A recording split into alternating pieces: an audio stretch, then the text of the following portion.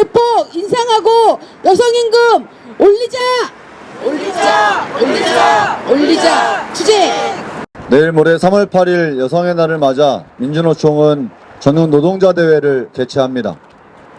매년 3월 8일 여성의 날이면 함께 한국 사회 여성 노동자들의 문제에 대해서 이야기하고 대안을 제시해 왔습니다. 윤석열 정권 들어와서 여성들의 삶은 더욱 각박해지고 피폐해지고 있음에도 불구하고 정부는 스스로의 역할을 포기하고 있습니다. 윤석열 정부가 들어서서 노동시장의 이중구조 문제를 끊임없이 이야기합니다. 대기업과 중소기업, 하청 간의 이중구조 문제 또한 심각한 것은 사실입니다. 하지만 수십 년간 축적되어 온 노동 현장에서 여성들에 대한 이중구조 문제, 여성 노동자들에 대한 문제가 더 중요하고 시급하게 제기되어야 한다고 생각합니다.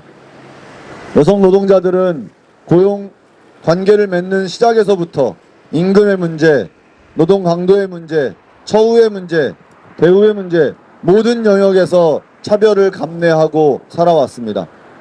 경력 단절로 일자리를 잃어야 하는 여성들이 여전히 많이 있습니다.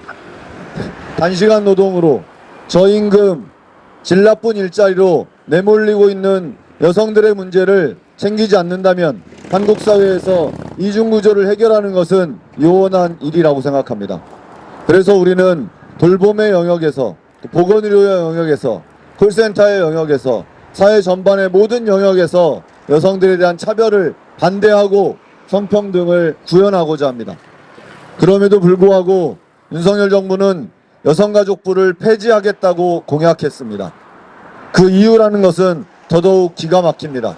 정부가 이야기하고 있는 여성가족부 폐지의 사유는 여성가족부가 제대로 된 역할을 하지 못하고 있기 때문이라고 합니다. 역할을 제대로 하지 못한다면 제대로 된 역할을 할 수 있도록 정부 차원에서 더 많은 노력을, 더 많은 정책을 생산하고 현장에 있는 여성들의 목소리를 들을 수 있어야 합니다. 그러나 귀를 닫고 마치 이제는 차별이 없는 것처럼 호도하고 있습니다. 과거에는 노동 현장에서도 많은 차별들이 가시와 제도화되어 있었지만 지금은 문화적, 정서적 차별이 훨씬 더 심화되고 있습니다.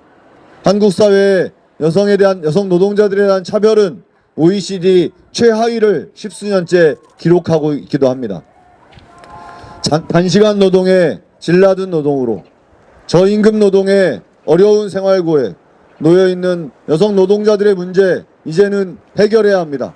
3월 8일 노동자대회에서 민주노총은 고통받고 차별받는 여성들의 목소리를 힘차게 내도록 하겠습니다. 윤석열 정권도 여성 문제에 대해서 민주노총에 여성 노동자들의 목소리를 듣고 올바로 된 성평등 정책을 펼칠 것을 요구합니다.